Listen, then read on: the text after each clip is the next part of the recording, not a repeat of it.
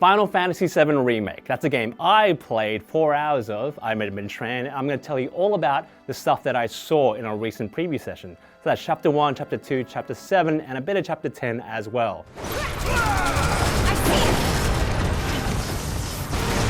Hell yeah! Maybe dial it back a little? So the opening has you run through the Maker reactor with as Cloud, with your mate Barrett and the rest of Avalanche. So if you've been paying attention to all the stuff that they've been releasing about Final Fantasy VII Remake, you'll probably know this bit. You kind of just run through the industrial area, go to the Maker reactor, fight a bunch of dudes with Barrett, and eventually get to the Scorpion boss. So what was new to me here is the stuff that comes directly afterwards, which kind of really shows off how much of an expanded scope this is. Now, you probably already know that this first release of Remake is only going to be set in like Midgar, which is basically 10% of like the final game. And seeing all the extrapolation that they did of like scenes and like moments, it really drives home just how big this thing is probably going to be. So I've been playing the original in the lead up to the release of Remake, and knowing how the events unfold, it's crazy how much more there is. So like, if you've played a lot of narrative games, you'll be familiar with the slow walk sequence where you basically just slowly meander through an environment.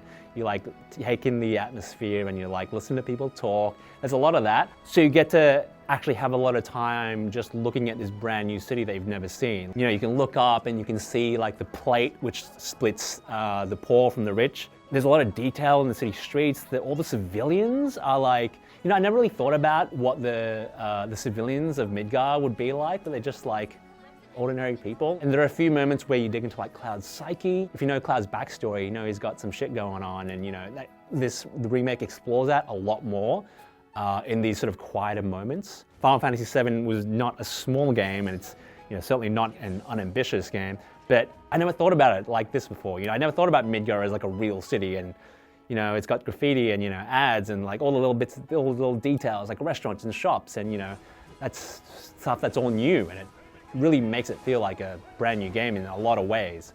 Coming back to the flower girl bit, where Cloud runs into a flower girl as he's escaping. That scene just flew by in like a second in the original because he was this flower girl anyway.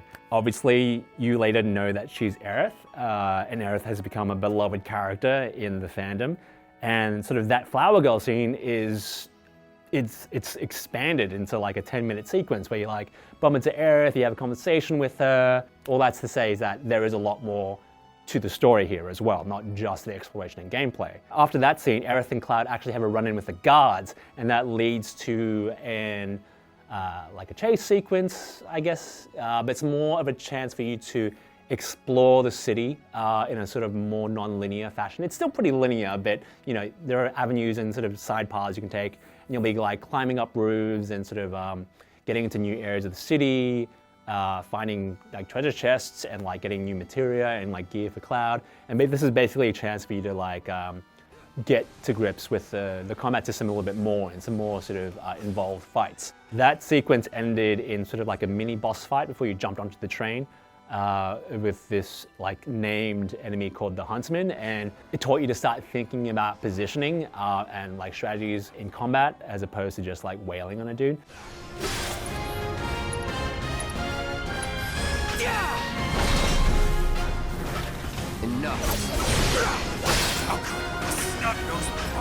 After Chapter 2, they jumped us into Chapter 7. It's the second Mercury reactor sort of sabotage mission, where you've got Tifa in your team as well, who's great because Tifa's my favorite. This sequence had you running through the Mercury reactor again, except there's a lot more to get through, I guess. There are a lot more puzzles, and I use that term lightly because this was a section that made me feel like, okay, they're expanding on all this content, but how much of that is just gonna feel like filler? There's a laser grid that goes on and off, and you'd have to like time your dashes to get through them. And there was a sequence where you had to like find a key card that was located somewhere in like a science room to then use to activate a computer so you could ditch one of the Airbus's components to make him weaker in the upcoming battle. And you could choose whether to drop their heavy attacks or reduce the dexterity and stuff, which is cool. But this basically happened like 3 or 4 times, which kind of made me think like, I hope there's not too much of this because this is kind of boring, and I guess we'll only find out in the full game. Programming core flag for disposal. I was thinking the same thing. This is the first thing I say to anyone who asks me about the game, is like the fighting is the best part of this game. Obviously, the original was a turn-based system. It was sort of active, you know, we had the meters and stuff, but this one is basically more or less all real time with some tactical pause elements to it as well. You hit square to do a regular attack, and for melee characters like Cloud and Tifa, that basically goes one-to-one with their strikes. And for the ranged characters, you basically hold the attack button to have sustained fire. So like Barret has his gun arm, and Aerith has a staff, which you'd think it's a melee weapon, but she just shoots like magical bolt flowers out of it. I can't remember. It's something like that. She's a long-range character, basically. And each character has a secondary ability mapped to triangle, which sort of defines how you might play them. So Cloud, as I mentioned, has the secondary stance, which makes his attacks a bit heavier, lets him counter, but he can't dodge. Tifa's one sort of acts more as like a heavy attack. It's basically just like whirling uppercut. Barret's is sort of like a charged shot, which does a lot of damage, but it's a single shot and requires a lot of cooldown. And Aerith has like sort of a charged long-range magic attack, but you have to like hold it down and charge it. You can't do anything else. And while you're attacking, you'll charge up your ATB meter, which they've repurposed as basically a special meter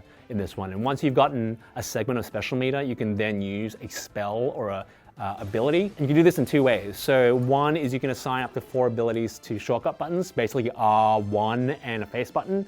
And that lets you basically use these abilities still in real time, and just sort of work it into your combos. So you can just do like / braver. The second way to do it is through a tactical pause. So once you hit a button and it goes into like a super slowdown, not completely still, but it's slow enough for you to like peruse the menu at your own leisure and sort of pick your ability, like target it at a specific person. Summon creatures, which are a staple of Final Fantasy games, kind of work the same way as well. When you have the ability to summon a summon creature like Ifrit or Shiva or Leviathan, which were the ones I saw, you basically call upon them and they come up as an extra party member.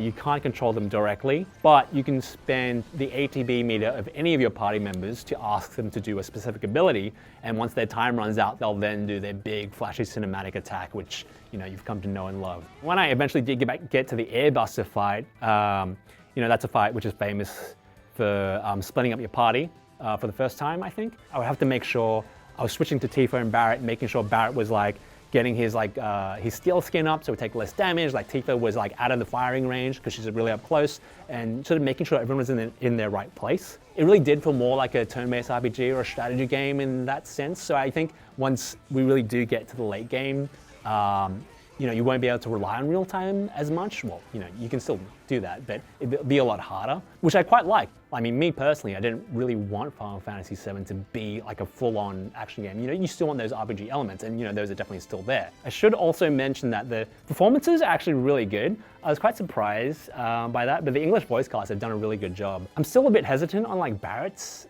depiction, like he's just straight out of Tropic Thunder, which is a little weird. But he still has some goofy lines, which I quite like, and he had some good new ones that I heard. Well, what we got here? Turrets up top. I can deal with those things. They jumped me up to chapter 10 after that, which was the Abzu fight in the sewers. And this was just to show off like a sort of mid to late game boss fight. And I had Aerith with me as well. And so this was the first time I think anyone has got to see Aerith playing in combat. I might be wrong, but I think so. So I was basically using her for the entire time, which is, you'd expect all the characters to be quite different. But Aerith is obviously a support character, and when I played Final Fantasy originally, all she did was like heal and buff and stuff. Not so in Remake. It's actually pretty involved. Everyone else is obviously being controlled by the computer, and they're all in close, so they're getting creamed because you can't control everyone at once. So you have to make sure all their buffs are up, you have to make sure their heals are okay. So I guess even if you are just playing as Aerith, the real-time combat still feels really exciting, and there's always shit happening and all the time. So after playing 3 to 4 hours of Remake, I mean, it was already a game I knew I was gonna play, and obviously like millions of people who played the original are gonna want to play this anyway. And there's like a really good nostalgia factor there. Like when the music kicked in for the Airbuster battle, I was like, oh man, this is so good. And like going back to playing the original now, I'm just like, I I can't wait to see all of this in a new form. So yes, that's Final Fantasy VII Remake, a game that is looking pretty good. Yeah, who would have thought, huh? They worked for so long on making this damn thing, and it's going to take a million years for us to see the end, but it actually looks pretty good, and I'm excited to play it.